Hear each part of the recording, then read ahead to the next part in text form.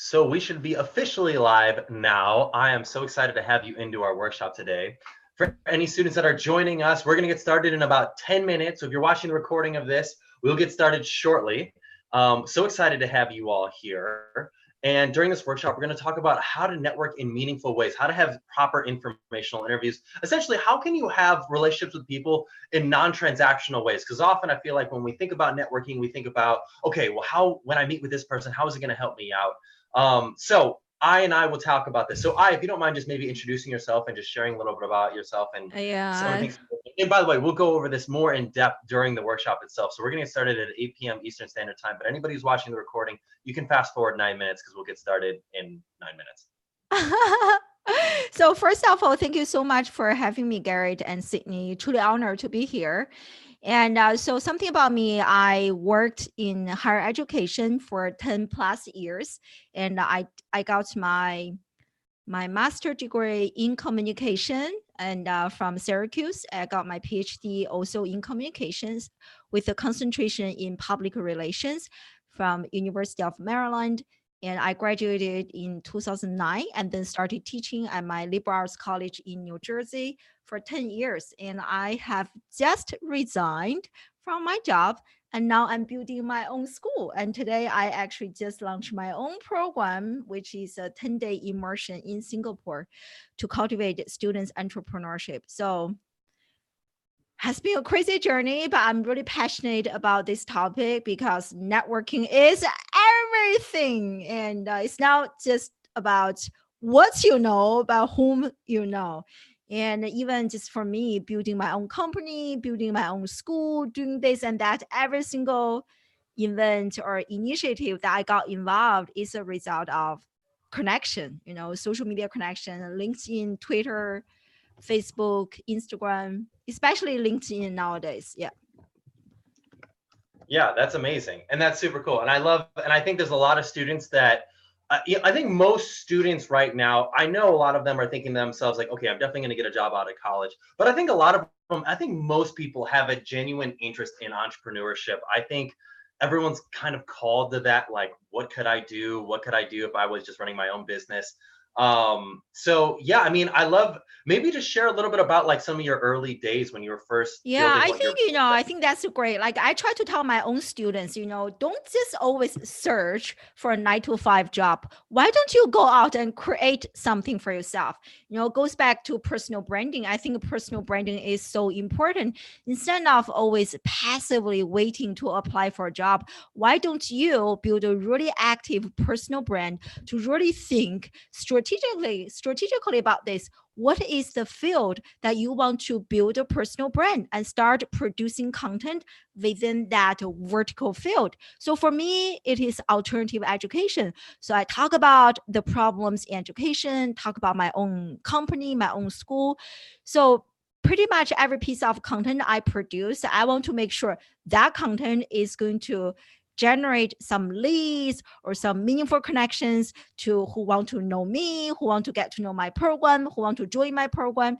And it has been working pretty well. So I think for students, they need to understand. I think, entrepreneurship is an inside out journey, and students, they need to get involved. They need to discover what is something that can poke their heart, what is something that they are truly inspired. And that inside out journey, that purpose driven journey, should not only be about GPA, or am I going to be punished or going to be rewarded by my teacher for doing this or not doing that. No, that's not what I'm talking about. But like, this purpose has to come from the inside. What is the problem that you want to solve? So I think for many students, they don't really ask themselves that question, but they need to. They need to start asking themselves that question, and that will help them discover the problems that they want to solve. And their journey, their educational career, their professional career should be driven by that problem that they want to solve. Yeah, I love it. I think when I shared my story in our first workshop, by the way, any students that are jumping in and you're hearing us talking, you are not missing anything. We will get started in 5 minutes. I are just chatting. We're just talking about entrepreneurship. One thing that I mentioned in my story in our first workshop a couple of weeks ago was about the screw it moment. It's that moment where the need to do something is so high and your social capital is so low that you've got nothing to lose. So as I shared in my story a couple weeks ago, I was a drug dealer and I had gotten caught and I totally fell flat on my face. I had love that. embarrassed everybody that I had known. I like my social capital was zero, was nothing. And fortunately I was able to get back into the business school. I was able to get into college school business at Indiana University. I ended up realizing that there's got to be more than just getting a job. It's about what am I doing that's meaningful? And I had so many friends that were frustrated when they were talking about their work. They were miserable. And so, yeah, this program was born out of that. And I think for anybody that's trying to be an entrepreneur, it's trying to find like, what is the thing that is that important to you that if you were to decide right now the world needs to be better, this is the thing that I need to do, and I would start right now. What is that thing? I think everyone and I so agree. And once you discover that, nothing can stop you. Like seriously, there are so many things I don't know, but I'm driven by that problem. I want to solve that problem, which is in alternative education. And once you see that, literally nothing can stop me. I'm trying to figure out, website, this and that, to run business and all those documents, hundreds of pages. And I'm waiting to figure it out because I'm driven by that bigger goal, bigger purpose. I think this is what is so missing in our education. We have the mind, the hand to some extent, but the heart is so missing. Like students, they don't really ask themselves, what do I want to do, and what is something that I'm so passionate about, to deconstruct who they are a little bit, instead of just listening to teachers, their advisors, or the media, or their friends, or social media, but to really, block all those noises, to go within, to deconstruct who they are, and then embark on an inside-out journey. Yeah, I love that perspective. That's really cool. So yeah, by the way, we are going to get started in 3 minutes. So anybody who's watching, you've not missed anything. We're going to get started in just a moment. This workshop is going to be all about how to network in a genuine way, how to not transactionally look at your mentor, look at any professional interaction as like, what can I get out of them, but more about how can I build a relationship with this person. And you might think like, well, that's the long game. Like that may or may not work out for me. I guess the other way of putting it is if you go into networking in a transactional way, there's 100% chance that it's not going to work out. Like if you go in thinking like, what am I going to get out? They're just going to think about you as like, this person's just trying to get something out of me. And that's actually going to eventually become your reputation, which is so huge. But we'll talk about that in just a moment. I guess one last thing I'd love to ask you before we get started is, what did you do this summer? What were some things that you focused on over the summer? This summer, I actually had, went to quite a few conferences. I spoke at VidCon, which was great, and also some Adobe conferences. And I had 2 different trips to Singapore for my 10-day immersion program to cultivate entrepreneurship. And we also moved from South Korea to the United States, Philadelphia. So that's kind of my summer. That's an eventful summer. What were the conferences that you said that you were at? So I went to one is called VidCon, VidCon. So that is one of the biggest conference in video, like lots of YouTubers, like 10 years old, who have millions of fans and their own family. Every single person within the family is a YouTuber, all those gears. And so I talked about live streaming. It is incredible. I think there were 75K people. Wow. It was huge. That's a big conference. It was huge. It was not to mention so many. 75,000 people at a conference? I think was almost it in like a professional stadium? Oh, it was huge. It was huge. And I think what my biggest takeaway from that conference is there are so many young YouTubers, like so many young content creators. That seems to be their dream career in the future. It was really interesting for me to hear their conversation, especially as an educator. They were talking about the problems in education. They were like, oh, I couldn't really share with my teacher. I want you to become a YouTuber. So they had this fake identity when they went to school, and when they came back home, it's their true identity. It's very interesting to hear that. So yeah, that was a very interesting conference. If anyone is watching right now, highly recommend you check it out. If you are thinking about becoming a content creator and you want to see if this is a possible career for you, you can actually generate income and impact. It was very encouraging to hear quite a few stories. Yeah. That's awesome. Well, hey, let's dive in. It is 8:00 p.m. Eastern Standard Time. Let's jump into the second workshop. of the semester. So by the way, my name is Garrett Mintz. I am the founder of Ambition in Motion. During this workshop, we are going to cover how to go about building your network, how to build relationships with people in a non-transactional way, how to successfully have informational interviews. In fact, actually, one of our guest speakers from a couple weeks ago mentioned that I shouldn't use the term informational interviews. So I won't. I'll say how to network in a genuine non-transactional way, because that's ultimately what we're working towards here. Mm-hmm. I mean, if you come in thinking to any relationship, whether that be with your mentor or professional that you're meeting with, thinking like, what do I get out of this? You are not going to you're not going to build relationships successfully, because that is what your reputation is going to be. People think like, man, this person only meets with me because he's or she's trying to get something out of me. That's not cool. People are just going to close their doors to you, plain and simple. They're not going to recommend you. They're not going to refer you. It's not going to be a good building ground for growing and building relationships. So this workshop this evening is going to be about 45 minutes to 50 minutes of Addyson-Zhang and I, our guest speaker, and I chatting about how to build your network in a meaningful way. And then about 10 to 15 minutes for Q&A. If you have any questions during the workshop, please post them. By the way, for attendance, we take attendance based on who is commenting. So make your comments in the comment area. That's how we know that you are here.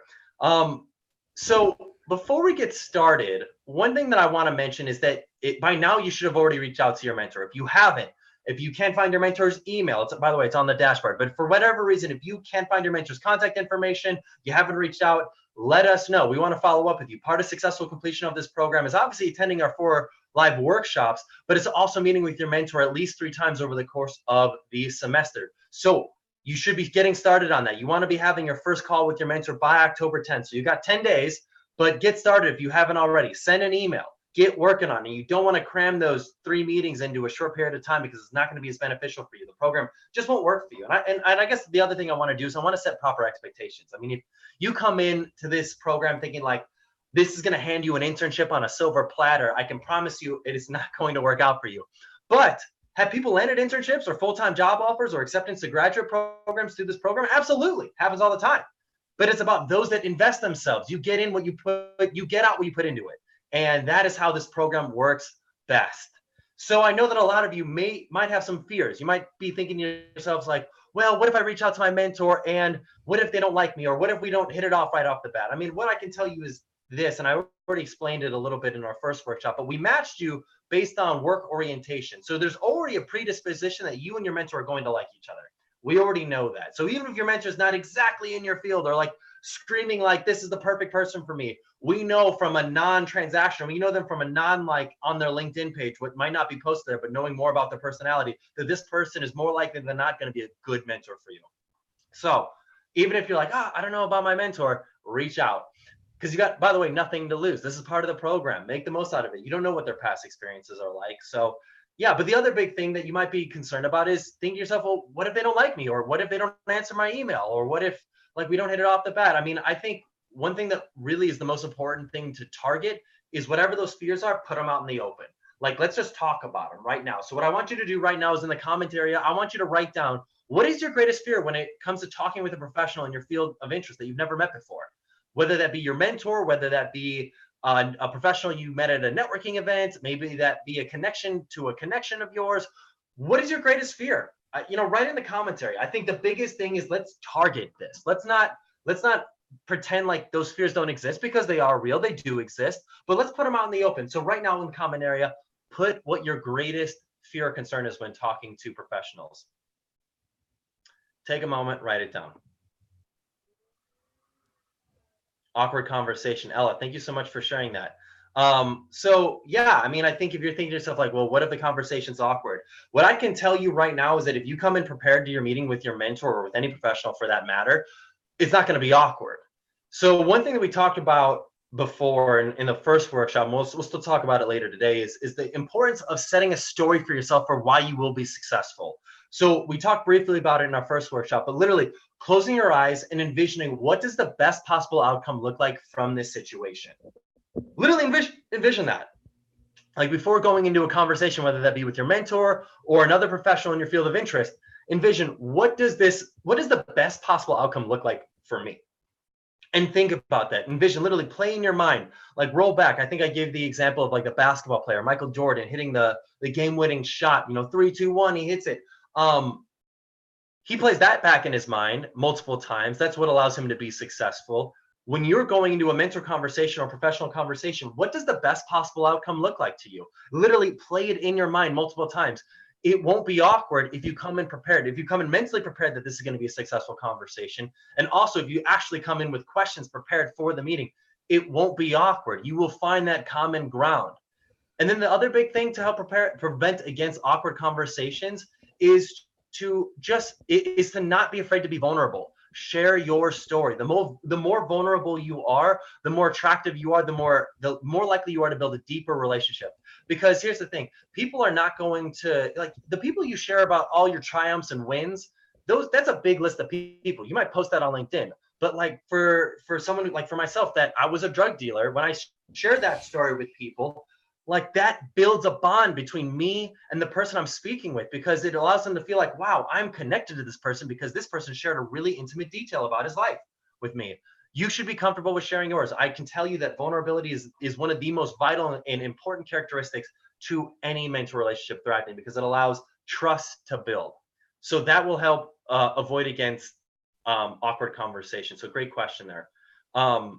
So yeah, another question, another fear that we've got on here was, when talking to a professional in my field, I'm most afraid of sounding incompetent when the conversation gets technical. So Logan, that's a great point to bring up. Here's the thing. You're 22 years old. You're 21 years old. You're 20 years old. You're 19. You're 18 years old. You are not expected to be an expert. I can promise you that. No one is expecting you to be an expert in any field.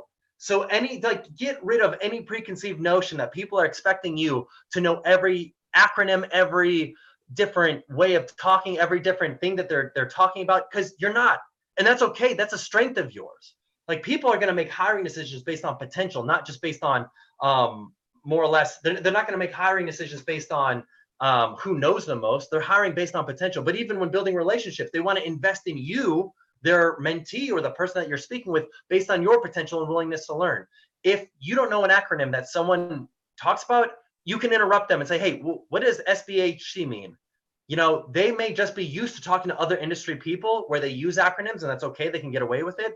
But it is 100% okay to ask, what does that acronym actually mean? Because they recognize that you may not know exactly what that means. That's okay. So these are all really, really great questions. So other fears. Not knowing what to say. So Aaron, that's a great point.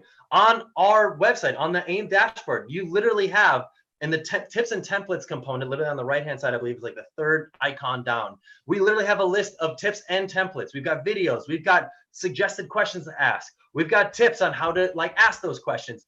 There is enough resources for you on our website to ensure that you have at least a baseline of building the conversation and starting that relationship off. So awesome. By the way, Cassie, thanks for sharing about how your mentor conversation went. You were fearing that being in different fields that you wouldn't be able to connect. But of course, that's a crazy fear, because at the end of the day, you both are professionals. We're learning different skill sets. I mean, when we match you with based on work orientation, we know that your personality has a preconceived, there's a preconceived notion that you and your mentor are going to hit it off, even if you're not exactly in the exact same field. Yeah, Jillian, feeling like you're not prepared enough. That's similar to not knowing the right question to ask. Those are the exact same things, just coming prepared, looking at the website or going onto the dashboard and just coming prepared with questions. And then just being willing to listen, sit back, listen to their stories, and then share your stories. That's the other big thing. Anderson, not feeling qualified. That's back to the whole thing about not being an expert in the space. That's okay. You're not expected to be. So Sahida, you mentioned that your biggest fear is that you won't have much to talk about, or that they won't like me. I can promise you they're going to like you. They wouldn't have signed up to be a mentor if they weren't open to the idea of meeting a young professional that they could help mold and help build in terms of their professional career. So I appreciate you sharing all these fears, everybody. Thank you so much for sharing this. But what I'm here to tell you is that your fears, and I know this sounds crazy, but your fears are bullshit. Your fears are bullshit. And by the way, putting them out into the world allows you and other people to see them and be like, wow, you know what? I shouldn't let that hold me back, because what do I have to lose? When you think about your fears and you think about, okay, wow, I just shared this fear. What's the worst that could happen? You go into that mentor conversation. Let's say your mentor thinks that you aren't smart enough, or that you don't know the acronyms that they're talking about, and that you think that they're judging you. What's the worst that could happen? Nothing. Like, you are no worse off than you could possibly be. Now, if you're meeting with a stranger for the first time, maybe you met someone on LinkedIn, same exact thing. All of these components to building relationships is that you've got really nothing to lose. Like, no one's going to turn around and say, hey, don't ever talk to this person again. No one's going to put in the time or the effort. People genuinely care, and people more often than not are nice. Maybe you've got different life experiences that might tell you otherwise, but I can tell you in my experience, and I've networked with thousands of people, tens of thousands of people, that people genuinely want to help others succeed. So these are great questions, by the way. Thank you, everybody, for participating. So one thing that we talked about in the first workshop was the 3 keys to success in this program. That is your strategy, that is your story, that is your state.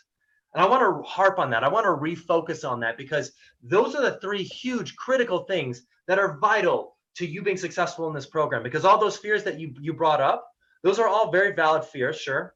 But ultimately, if you practice these 3 key things, strategy, story, state, you can overcome them.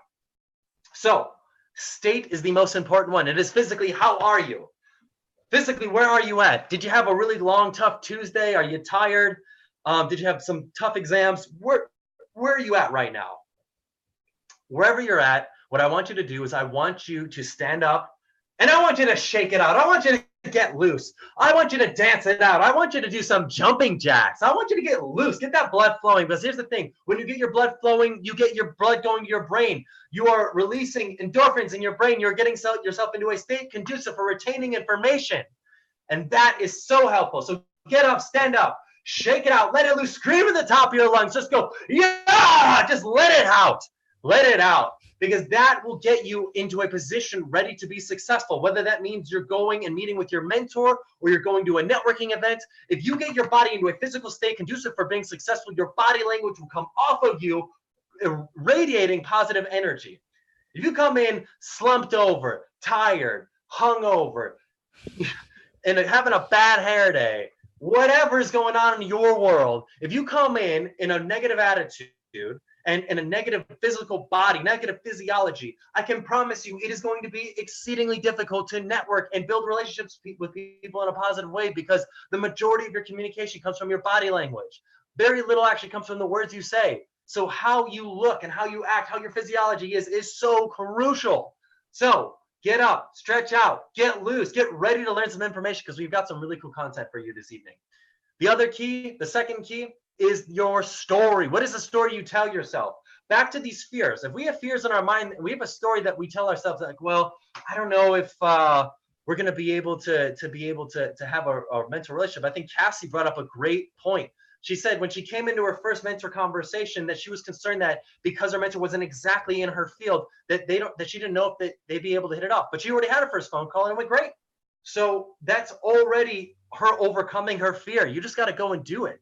Just by actually going and meeting with your mentor, by literally targeting these fears, and by telling yourself a story for why you will be successful, you can manifest that outcome. One thing that I've said before, and I'll say it again, is that whatever goal you set for yourself, whether that be a personal goal, a professional goal, a goal for how you want a conversation to go, whatever goal you set for yourself, you will achieve up to your goal and no higher. So you might as well set a really high goal, because even if you end up short of that goal, it will probably be significantly higher than if you set a really small goal for yourself and accomplished it. Hopefully that makes sense. Envision what success looks like. Close your eyes. And one thing that you can do to practice, I've heard professional musicians do this, where literally when they go to bed, they will think about how that performance they wanted to go, how do they want that performance to go. When you're going to a networking event, or when you're going to meet with a mentor, when you're going to meet with a professional, whatever you're going to meet with, when you're about to network with people, the night before, think about, what is that interaction going to look like? What are you wearing? How is your body? How is your physiology? How are you interacting with people? How are they perceiving you? What does the best possible outcome look like from this scenario? If you can dream this before going to bed, you will prepare yourself mentally for success. Promise you that. And the last part is your strategy. What are the things that you're doing to get yourself out there? So one thing that we posted on the AIM dashboard is a video of how to actually introduce yourself to people on LinkedIn. We have a template that you can copy and paste. It's really easy. This can help you get your foot in the door with tons of professionals on a regular basis. One of the routines that I suggested 2 weeks ago in our first workshop was connecting with 10 different people on LinkedIn every single week. That is a small task. It maybe takes 20 minutes, but it can get your foot in the door with so many different people in your field of interest at companies that you never even dreamed of meeting people at. If you take your network into your own hand, you are much more likely to achieve success. 70% of job offers go to people who know somebody already at that company. So it pays to connect with other people, but how you connect with them is extremely important. And that's what we're going to cover in this workshop today. So before I introduce our guest speaker, I just wanted to mention one last quick thing. Your deliverable for this workshop. So after this workshop, your deliverable is to have one informational interview per week with any professional. That could be with your mentor, that could be with a friend of your mentor, that could be with your professor, that could be with a family friend, I don't care. But whoever it is, you want to start doing one informational interview per week, just to have conversations with them. Build your level of comfort with meeting other strangers that are in your field of interest, because that will build your acumen, your professional acumen for how to handle situations in your future. Now, in terms of practice, in terms of what your deliverable is for our website, meet with the friend. Should be a different friend from the past workshop, and ask them to tell you their life story starting with kindergarten. Ask them to tell you their career dreams and aspirations, and then ask them to tell you where they want to be professionally in 5 years. Concentrate spending the majority of the conversation taking notes, listening, and only asking questions and sharing nothing about yourself. I know that sounds crazy, but when it comes to networking, when it comes to building authentic relationships, people like those that were willing to listen. That's it, plain and simple. People like talking about themselves. I think the story I love to use is, if you've ever taken a group selfie with anybody, if you've ever taken a group picture with anybody, who's the person you look at first, last, and most often? It's yourself. Of course it is. So when it comes to networking, if you can focus on what that other person wants to talk about, you are much more likely to build a deeper relationship with them because you took the time to listen. Most people don't take the time to listen. So if you're the one person that is, you are much more likely to build a deep relationship with them. So find a friend, meet with them, take a picture with them, that friend that you do, and then upload it to the site. Take a picture with that friend and say, hey, I learned about their story, and upload it to the site. That is the deliverable from this workshop. One last announcement before we get started and introduce our guest speaker is our referral program. So we've officially opened up applications for the program for spring semester. And essentially what that means is that if you refer 3 students to sign up for the program next semester, your deposit will essentially be cut in half. So it'll only be $25 instead of $50. And if you refer 6 or more students from your organization to sign up for the program next semester, you don't have to pay a deposit at all. So we've got a new referral program that'll help encourage you to encourage other students in your organization to get involved and get a mentor and participate for next semester. So that's just one thing that I wanted to mention. So moving on to our guest speaker. So our guest speaker is Addyson-Zhang. She is a doctor. Dr. Addyson-Zhang is an educator and an entrepreneur. She received her MA and PhD in communications from Syracuse University and the University of Maryland, respectively. Is the founder of Classroom Without Walls, an alternative school for entrepreneurship. As an Adobe education leader, is passionate about incorporating social media and creative technologies to enhance student learning and to acquire skills that help them become future ready. I's work has been featured in Forbes, Inside Higher Education, Pearson Education, and Mark Schaefer's book, among others. I host a weekly live streaming show in which she interviews leading social media and digital marketers such as Seth Godin. Additionally contributes to Entrepreneur and Thrive Global. I work closely with Crystal King to develop a workbook for HubSpot Academy's social media certification. I frequently speaks at academic and industry conferences including VidCon, Social Media Week, Lima, which is the largest social media marketing conference in the Midwest, and others. So without further ado, I'm excited to introduce Addyson-Zhang. Oh, wow. Thank you so much for having me here. And I was just like, I really had a great time reading students' comments and the questions and the fears, everything. And you are my friend. You are such a passionate speaker. I was like, wow, that's some energy there. So thank you so much. I'm really excited to be here. Yeah. Well, I appreciate that a lot. And can I add a comment? You were talking about fear, right? And I want Yeah. to share with everyone watching us live. So I have been hosting a live streaming show. I actually have a few live streaming shows. So for one, I have been hosting for 2.5 years. So almost 3 years. And you know what? Every time before I go live, I ask myself the same question, like, oh my God, can I do it? And I actually stand in front of the mirror, like, I can do this. So the fear will never go away. You will just learn to become more comfortable to dance with your fears. So I just want to, when you mentioned that, I was like, yeah, if you are always trying to wait to start something until that fear is gone, you are waiting for too long, my friend. You have to learn to embrace it. And the only way to overcome your fear is by acting on that fear. Like the only way for me to overcome my camera shyness is by becoming a live streamer. And the same thing, you just have to practice. Practice doesn't make you perfect, but helps you improve. Absolutely. I love that. So I love to ask, who has helped you get to where you're at today? And when have you faced adversity and how did you overcome it? Which I think is a very appropriate first question now that we've talked a little bit about fear. Oh yeah, you're talking about mentors. There are just like so many, and actually it is so interesting.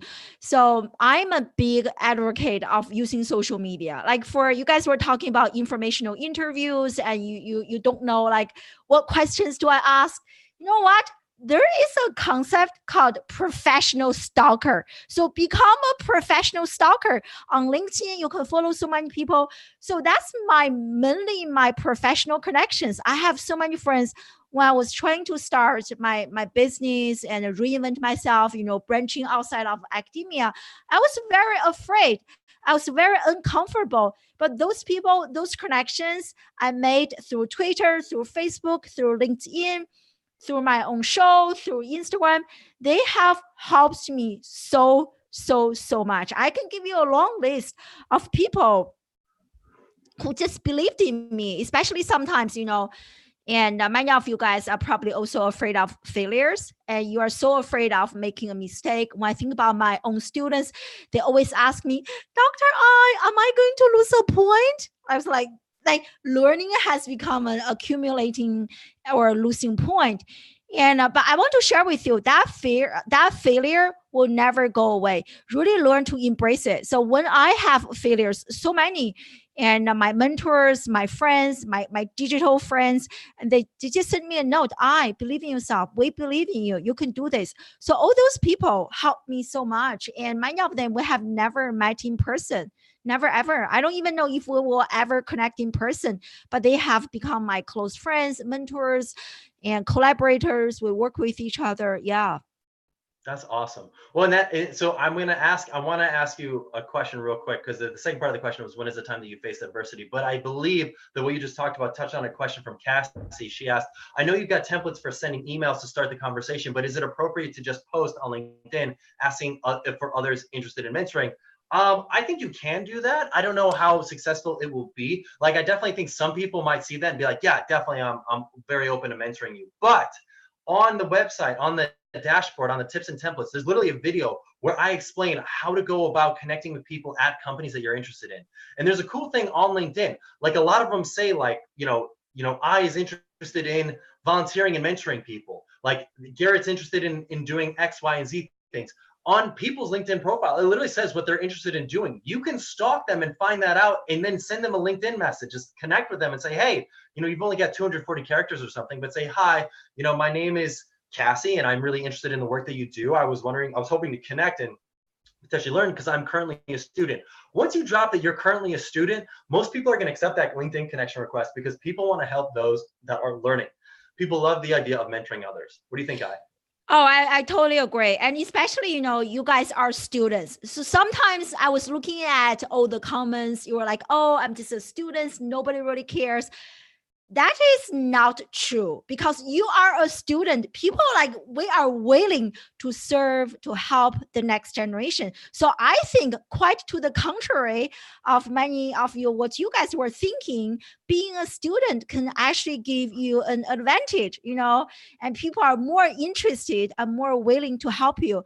Do you think I can do a quick screen share of my LinkedIn? I want to show, I literally just asked people to do something for me yesterday. So maybe I can show the students how I did it. Go for it. So share my screen. And by the way, feel free to connect with me on LinkedIn and send me a personalized request. Don't just send me a connection, but personalized. I'm sure you guys talked about this. So this is my LinkedIn. I do lots of video content. And for you guys, whatever career that you want to pursue, for me, is alternative education. I'm building my school. And for some of you, maybe it's in fashion, or maybe it's in food industry, maybe nonprofit, whatever you want to do, start producing content within that field that you want to build your personal brand. That is such a great way to make meaningful connections, to attract people to you, instead of you always going out to find those people. If you have some ideas and if you know how to create intentional content, you will attract those people to you. So anyway, this is actually literally yesterday, I was asking people to pray for me. So, it's like some of you may think that's not professional, but the response I got so far, look, I got 3,000, almost 4,000 views and 100 plus and almost 70 comments. So I just asked people. I was doing a very important interview for incubator program that I got. So I was doing one-on-one interviews and group interviews. I just asked, I use some emojis, and can you please pray for me? So don't be afraid. Gary, I'm sure they have template. Follow those templates and try it out and personalize and share your stories and ask. You just never know. People are very supportive, especially if you are a student. Yeah, totally. Not enough people are creating content. So I mean, if you're open to the idea of creating a video of yourself, literally, like, I mean, if you're connected with me, you see me in my videos in my car. It doesn't have to be fancy. It just has to be honest and authentic. But even as a first step before creating content, connect with people on LinkedIn, send them personalized connection requests and ask to meet, because you've got nothing to lose. Mm-hmm. We have videos detailing how to go about doing it. So you can, if you follow it step by step, it's really easy. And the templates on the website, I mean, they're all there. Can I add another comment? Actually LinkedIn inbox, you can actually send video messages through LinkedIn inbox and use that, because it is not as noisy as the main platform, and you are it is way easier for you to grab other people's attention, because not many people are doing video inbox through LinkedIn. And I actually got the attention of quite a few people. So try it out. That's really cool. That's a really good perspective. I never thought about it like that. So, I want to transition a little bit. One thing that I want to ask you is, how likely are you to help somebody that's taken the time to listen to you and your story and what you're interested in? 100%. 100%. Yeah. So I think life is now only about taking. You're talking about this. It's about giving and taking. Whatever you want in your life, start giving. The more you are giving, the more you are receiving back. So 100%. Yeah. Yeah, I think that's such a great perspective. There's a book by Adam Grant called Give and Take, where he talks a lot about that. But and if I can, go ahead. I was just going to say, what I see often with students, especially at career fairs or even on the phone, like the first, they'll want to share and get as much in about themselves as they possibly can, because they feel like they're not going to be interesting if they don't get enough information on the table. So I even see people like trying to talk faster to get more information out there. But in reality, people like themselves. People, for the most part, care about themselves, and they like the things that they like. So therefore, if you are someone trying to build a relationship with somebody, if you take the time to listen to them, ask them poignant questions, they're going to like you significant. Yeah, totally. And even before you start talking with those people, spend some time researching those people. As I mentioned earlier, I was kind of joking, be a professional stalker, follow people. For my own live streaming show, so my show is 1 hour. Oftentimes, I spend 2 and 3 hours to study this person. I check out their social media website, and I check out their posts, their videos, to really get to know those people, I never run out of questions because I really get to know them. So I promise you, if you do the homework, really make an effort to really get to know those people, you will never ever run out of questions. And on top of that, be a good listener. Yeah. Yeah, I love that. Um, well, and then to kind of transition, because I know some people said, well, what if I don't know what to talk about? And I mentioned like come with suggestions. But one thing that I see oftentimes is if you don't set the tone for the conversation, if you don't set an agenda for the conversation at the beginning, it can go in a direction that you weren't anticipating or that you weren't hoping to go. Have you ever noticed that? Do you set agendas for even casual conversations that you have? Oh, totally. Yeah. Like even like I nowadays, because I'm kind of location independent, I work at home all the time. And I do like Zoom meetings with people all the time. Every time before the meeting, we have an agenda. Otherwise, it's a waste of my time. It's a waste of their time. So we actually have a list of items that we want to discuss before the meeting. We both agree, like, either get to know each other or finding ways to collaborate, or for a specific project, we have a very clear agenda. So it is very important. Be intentional, just like content creation. You have to be intentional with everything. Our life, our career, our education, everything has to be intentional, especially time. Time is something that people are very, very protective. If you lose 1 hour, there's no way you can gain that hour back. Yeah. Yeah, that's a really good point. But I think one thing that's really crucial and important to, I think, kind of mention and put out there is when it comes to setting the agenda. And I think this is something that's really important to differentiate.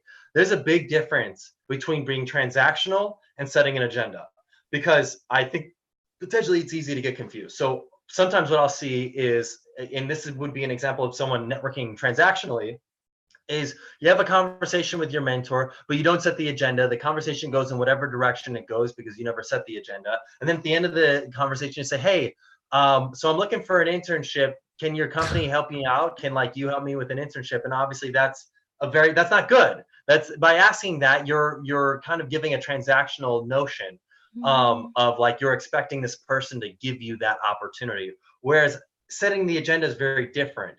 So setting agenda is more or less at the beginning of the conversation when you say, hey, I thank you so much for taking the time to chat with me today.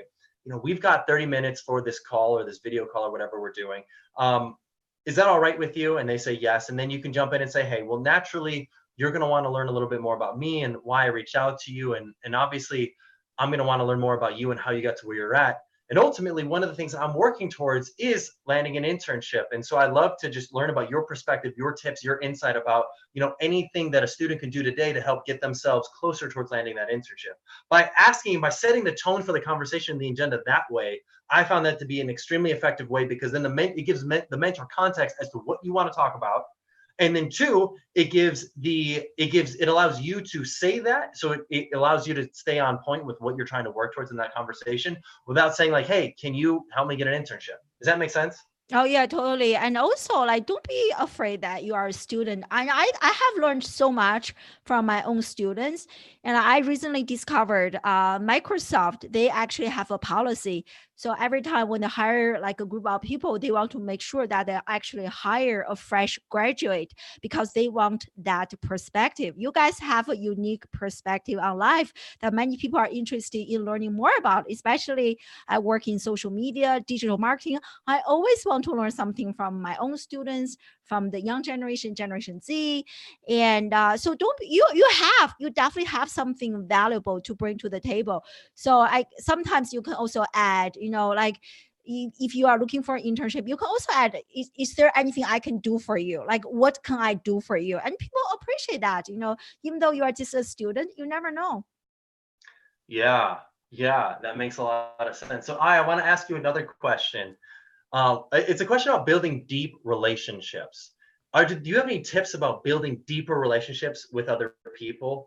And just like, not just like superficial relationships where you share your, the triumphs or all the good things going on, but building deep relationships with people. What suggestions do you have about that? So I think first you have to be patient. Like like as we discussed so far, relationships are not transactional. It takes lots of time, just like friendships, right? It takes lots of time to really get to know a person. And especially if you really want to build that trust with the professionals, you have to be really patient. And on top of that, I think you have to be willing to connect with those people where they are. I'm talking about social media wise. And social media is free, and there's so much you can do with the social media. Like for me, if I'm thinking, okay, I want to get that person on my live streaming show, I want to get to know that person. What I do is I actually start following this person on whatever social media platform that person is really active. I engage with this person in terms of the content that this person has produced. I share content. And one time, I don't know if you guys know Mark Schaefer. So he's a really, really big name, really, really well-known social media digital marketer in our field. I really want to get his attention. So instead of doing like cold calling, things like that, you know what I did? So I read his book. I read many of his books. So for one particular book, I loved it so much. I did a very, very, very comprehensive book review for that book. So after I finished the book review, I shared on different social media platforms. I was giving him a shout out. I was like, Mark, by the way, here's a book review. I really love the book. I left a very good Amazon review. Every single platform I can leave a review, I left a review. So I got his attention. He was like, wow, that is amazing. You have done so much for me. What can I do for you? So think differently. Don't always think, okay, what can I take from this person? But ask yourself, even if you are a student, you can start sharing those people's content, engaging with them. Everybody loves some word of mouth marketing. So start to discover ways that you can support those mentors, professionals, can help them moving their agenda, moving their business forward. And the more you can help them, my friend, the more they are willing to help you, maybe even give you jobs. You just never know. Yeah, I love that. I think that's a really good point. It's coming in, offering something. I think that's very consistent. I think I saw a Gary Vaynerchuk video where he talked literally about this exact same point about the importance of coming prepared with something to offer if you can. Even if it's something small, it's meaningful, and just the gesture is also helpful. Totally. And Okay, and then even from the other side, now as I mentioned, I have my own business, so I want to hire those people who are actually engaging with me, who are very active, who are very supportive of what I do. So I give those people priorities. For others who never support me, I'm like, not that interested. That's fair. I think that's a fair point. I think that's really good to know.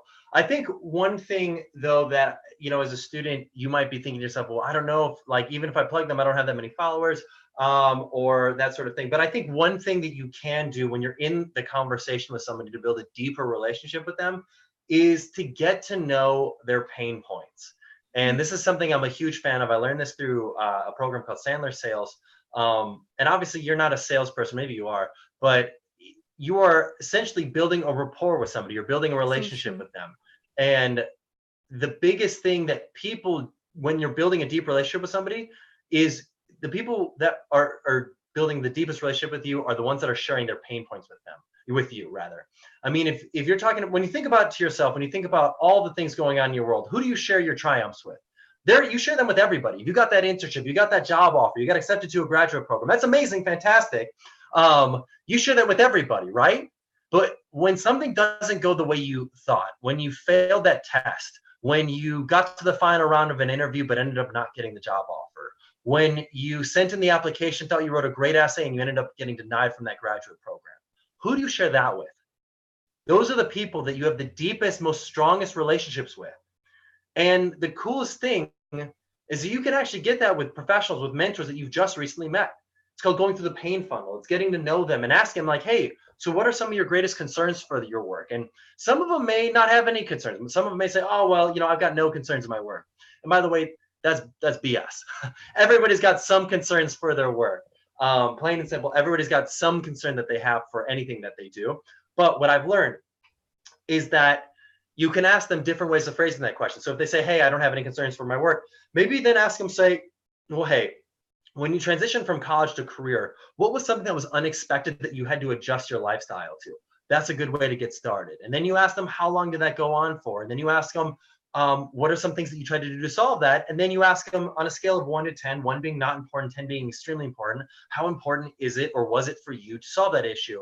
And by doing that, you can get to know what their biggest pain point is and what's going on in the world. So I found that to be really helpful for getting to know people on a deeper level and building a deeper relationship with them to get them to be more vulnerable with me. Yeah, I agree. I think also, sometimes when you open up, be vulnerable and allow yourself to be vulnerable, I truly believe vulnerability creates connectivity. And when you I'm actually struggling with this, and I have done that. And on different social media platforms with mentors, every time when I open up, I was like, you know what, I'm actually really struggling with this. And guess what? Very often the person I'm talking to is also dealing with similar struggles or have dealt with this before, so they can actually share something. And when you're actually talking about something like kind of personal, intimate, you can actually bring the relationship closer, deepen the relationship. Yeah, totally. So to kind of transition a little bit, when it comes to meeting with another professional, does body language matter? Oh, so 100%. Actually, I used to teach nonverbal communication. When your verbal communication and nonverbal communication are actually in conflict with each other, people trust the body language. So, that's like, I don't know, like, like my husband sometimes, I'm listening at his body, so he said, I love you. He's actually in something else. And like our body can never like lie. It's harder for the body to lie. And so like nonverbal communication, yeah.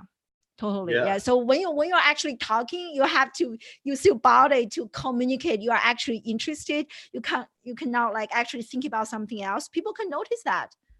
Totally. Well, and the fortunate part is that your emotions do drive your emotions. So even if you're having a bad day, I mean, I think, I can talk back to that story about the time I got that internship sitting next to a guy in an airplane. I can talk about the time that I met actually a few mentors of mine at conferences where I'd sit in the first row. They'd be the keynote speaker. It'd be in a group of 100 or 1,000 people. And the moment they came off stage and kind of everyone kind of commenced, like everyone's really afraid to talk to the keynote or whatever, at least at first, I'd be the first one up there and I'd introduce myself and I'd say, hey, my name is Garrett Mintz and I'm a big fan of your work. I'd love to stay in touch and potentially have a conversation with you and chat with you a little bit more about your work and see if there's anything I could do to contribute to what you're working on. And that's actually happened for multiple occasions, but I would physically get my body into a state. I do a power pose before doing that. I love that. And another tip I have is very similar to what you have. So every time when I go to a conference or listen to a talk, I force myself to ask a question. So I discovered it is very easier for the speaker to remember me if I'm always asking a question, because after you give a talk, you don't want the audience to be like dead silence, right? You want people to be engaging, ask your questions, and asking questions is such a great way. It's such a great way to be remembered and to rise above the noise. Yeah. Well, and similarly to body language, is vocal inflection matter too? Yeah.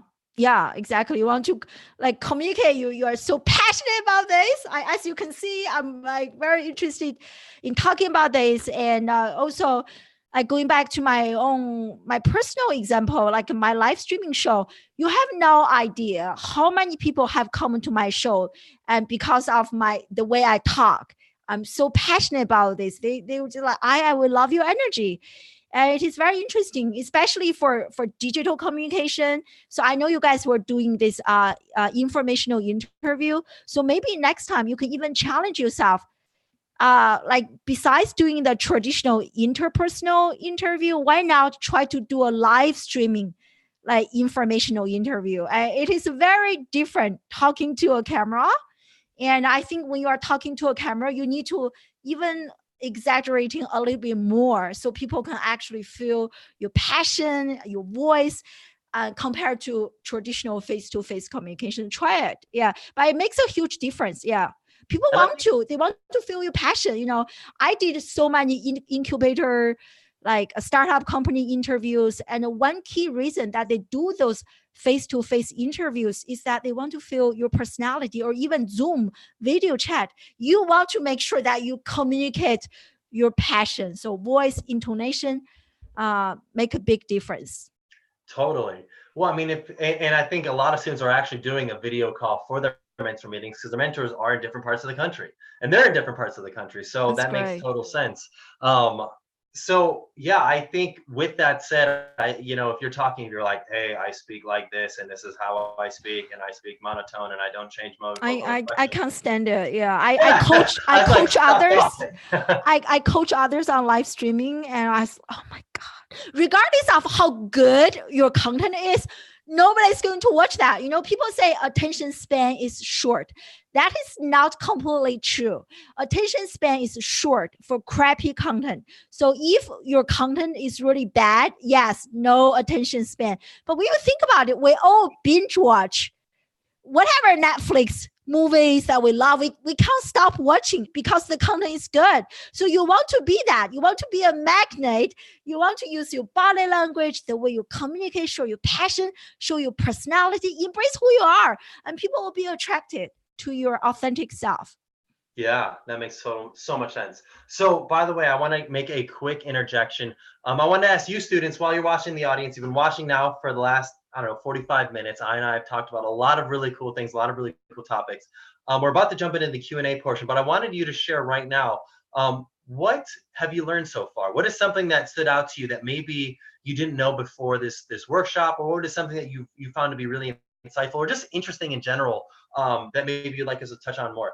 Take a couple of minutes, write that down in the comment section. Also, write down any questions you may have for us in the comment section. So one question that I had was, something I hear from students often is how do I, convey that I'm engaged, but also remember everything that goes on in the conversation because I don't want to lose eye contact. Is it appropriate for me to take notes during the conversation? Oh, totally. I think when you are taking notes, people are, okay, this person is actually pretty serious about this. I take notes all the time. I tell people, or sometimes I use my smartphone. I tell the person, communicate, always communicate. People make assumptions.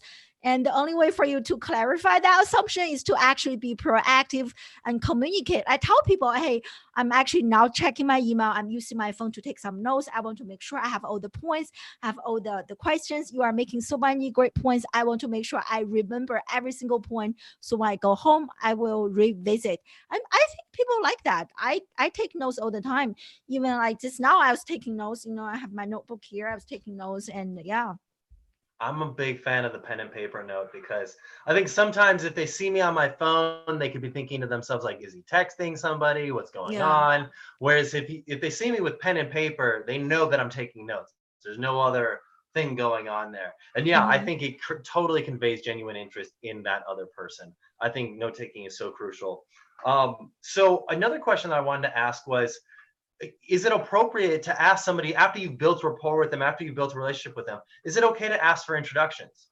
Oh, yeah, I think so. Especially if you made a very strong first impression, I think they are interested in helping you. I think human nature is good. We want to help, especially if you are students.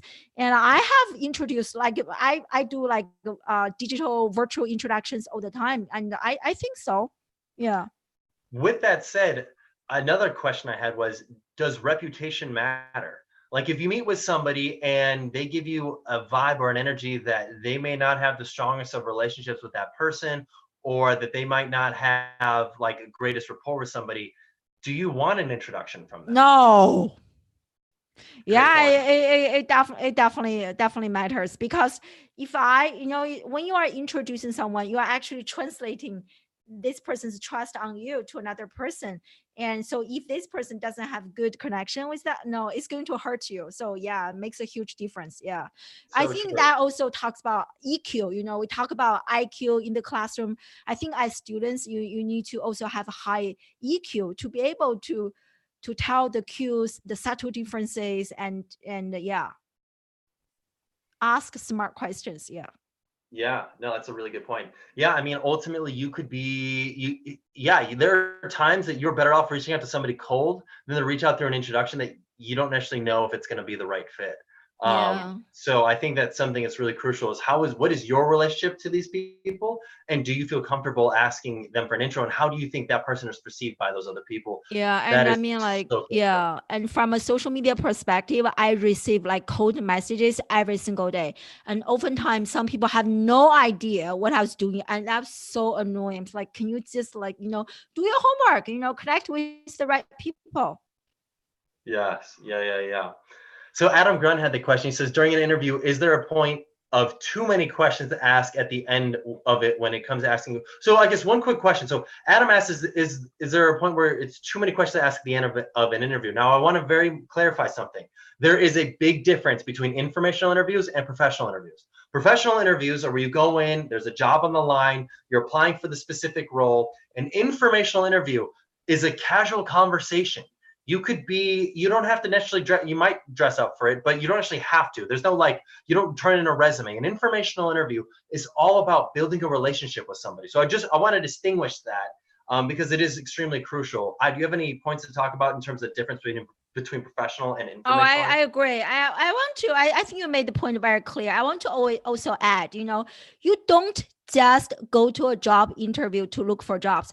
And again, I'm a huge advocate of using social media. You can actually start looking for jobs now by producing content, by sharing your personal passions, what you are doing at school, and your personal struggles, your personal, like whatever you do from whatever classes and the careers that you want to pursue. Start actively building a personal brand now. That is how you network. That's how you attract those people to you. You never know.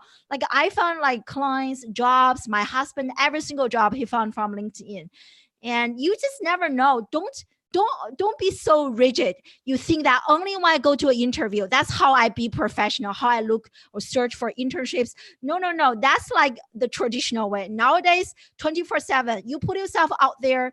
You never know. Be professional on social media, online and offline. And there are just like so many opportunities for you. Yeah. So that actually leads to a really relevant question from Anya. She asked, do you recommend making a separate professional social media account? So maybe she's got some personal things that she wants to keep separate from professional things. What do you suggest? I think depends. I have to, if you really want, if you really trust me, I have to, because I do social media audit for my own students. I have to look at your own social media like accounts on different pages to see how bad they are. So if they are really bad, like some of my own students, I mean, you guys all know the things that we do as a student, so I don't want to mention those things here. But if it is really bad, I recommend you clean up, delete, and deactivate, and create a new one. But if it is not too bad, it is okay. I think it is too much to separate a personal, a professional, and especially nowadays we talk about relationship building. We want to humanize our personal brand. So I do share pictures of my own children, my personal life, especially on Instagram stories, and people connect with me that way. Like my own students, they start to see me as a human being as opposed to be only a teacher. So if your personal content is not that bad, just like personal, what you are doing, so don't worry about it. But if it is really unprofessional, if you think the content is something that you will not show to your grandparents or to your own parents, so I recommend you create a different one and clean up, deactivate, because I have been to enough conferences where I heard stories from people, even when I hire my own team, and I look at their personal social media, I was like, oh my God, I definitely don't want to work with this person. So you don't want to create a bad impression. And every single person Google you before a job interview. That is guaranteed. And our social media actually shows up on search results. Your videos, your Twitter, your Facebook, Instagram, everything shows up. LinkedIn. So you want to make sure it is professional. Yeah. Yeah, and I think that's a really good point, because I almost like think to myself, like, what is posting not professional content on social media? Like, what does that do for you? I mean, I think, and I'd ever want to seem like judgy, but I mean, like, there are things like, and maybe, I don't know, because I've gotten a little bit older, I guess maybe Not have as a old different. as me. That's true, but it's like I've gone. I mean, my thought process is on the whole. I mean, you look at things like mental health. You look at this thing like FOMO, people fearing missing out, and by posting pictures of you maybe doing things that are things that you wouldn't actually want to share with the certain people on a professional level. I think when it comes down to it, I guess, I don't know, maybe you've got a motivation to want to show because you wanted to be seen by your personal friends, but are there alternative ways that you can go about sharing those, like maybe personal photos that you want to share with like a close knit group of people, but not post it for the rest of the world to kind of see? What do you have any thoughts on that, or suggestions? Like I think right that's like that now, middle. yeah, I think I have gone beyond that phase. Like for me right now, I'm very careful about the content I post online and even the personal. So this is my recommendation. Okay. So treat social media platform as a search engine, like as your resume. And for me, my overarching theme for my content is education. So even when I talk about my own children, even when I share, I go to a party, every single thing I bring back to education. So that is my thing. I use my personal hashtag. So like even when you are sharing your personal content and start to think about, you have to understand, okay, so what is the career that you want to pursue? I think that is a very important question you want to understand. And then if you are talking about building your personal brand, and start building your personal brand and creating content related to that professional field. And you have to get that very clear and then use that as the rubric to evaluate, should I post this content? Should I not post this content? Will this content move me closer to my ideal job, to my ideal personal brand? If the answer is no, don't post it. And even on private, you never know. Even you think, oh, this is my close friend. I mean, like, I have been blocked by very close friend. So nothing is private anymore. Nothing is private. Even though you think, oh, we're best friends today, this person can take a screenshot. I think there were stories of like some people who lost their jobs because some stupid Facebook videos their best friend recorded and shared privately. You just never know. So really think clearly about your ideal personal brand and be very intentional. And if the answer is no, it's not going to be beneficial to your personal brand, don't post, don't share, even with close friend. I don't recommend. I don't do that anymore. I have had enough. I have learned my lesson. Yeah, I have learned my lesson. Yeah. That's a really good Even point. on Snapchat, I used to be very active on Snapchat. People took screenshot. You don't know whom is this person going to share that screenshot with. Sure. No, that makes sense. And I think that's a really good point. So Jillian asked the question is, when it comes to personal branding, how do we stand out nowadays that since everybody can post content, what can I do to stand out? I think, you have to really like own your personality, be yourself, because everybody else is taken. The only thing that differentiates you from another person doing similar things is you. You really have to find a unique selling point. Like for me, I'm one of the very few educators who are very active on social media. And in the social media space, I'm one of the very few educators who are also in that space. So find a unique selling point. What differentiates yourself from others? And another tip is really focus on quality as opposed to quantity. Like I don't post on social media every single day, but if I do post, I want to make sure that content is actually good. And then show up consistently. I told you guys I host a live streaming show. For that show, I have been hosting that show for 2.5 years. Everywhere I travel, I bring my gear. I bring my camera, I bring my equipment. When I go to like different country, different time zones, I have gone live 3 a.m., 4 a.m., 5 a.m. I don't stop. I show up consistently. And if you actually, I don't know how many of you listen to podcasts. So if you listen to podcasts, do you actually know the average number of podcast episode that people actually give up, stop producing?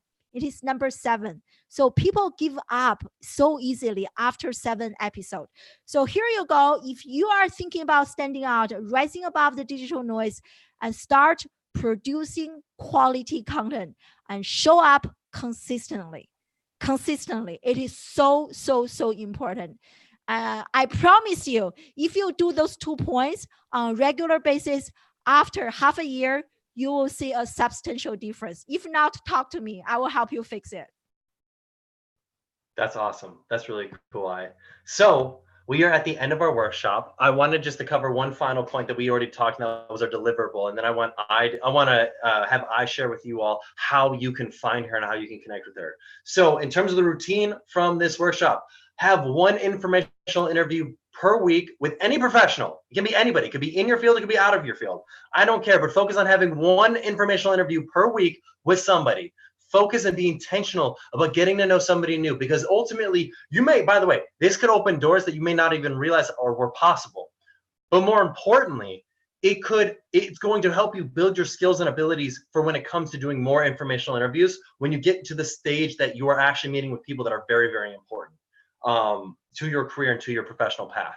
I think I think success is like half showing up and then half preparation. That preparation comes from actually doing it. So there's no study tips that can make you more prepared than actually just practicing informational interviews and having non-transactionals, genuine conversations with people to build those relationships with. So the practice, meet with a friend and practice asking them questions and listening for the entire conversation. Don't share anything about yourself. I love the questions of, tell me your story starting with kindergarten. What is your dream job? What is your career aspirations? And then where do you see yourself in 5 years? And then ask them more questions about how they're going to get there and what they're going to do to get there and why they're interested in that sort of thing. By doing that, you were practicing active listening. Take a picture with that person and then post it on the site. Last, just one more reminder, the referral program. Signups for next semester have officially opened up. If you refer 3 students from your organization to sign up, your deposit for next semester is only $25. It's cut in half, essentially. If you refer 6 or more students to sign up for next semester, you don't have to pay a deposit. You're totally good to go. So I just wanted to mention that. So back to you, I wanted to ask you, where can students find you? How can students get in touch with you? Oh, totally. I just shared my LinkedIn link in the comment section. So feel free to connect with me on LinkedIn. And if you guys, I actually host a live streaming show last week. We actually discussed LinkedIn, how to build an ideal LinkedIn profile. We actually did a LinkedIn profile critique with a live audience. I think we did 2 or 3. So you guys can join me, join my live streaming show every Wednesday at 5 p.m. Eastern Standard Time. And I also shared my LinkedIn link. And you can also, I'm also on Instagram, the same handle, AIADDYSONZHANG, on Facebook, Instagram, Twitter, and LinkedIn.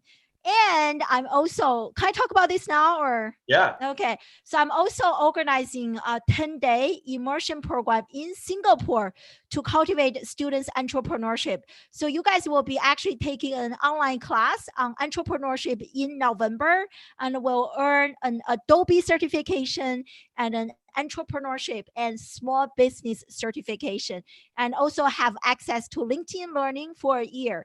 And then in December, you come to Singapore for the immersion. I have speakers, not just academics, but also actually practitioners from the field to teach you personal branding, social media, digital literacy, financial literacy.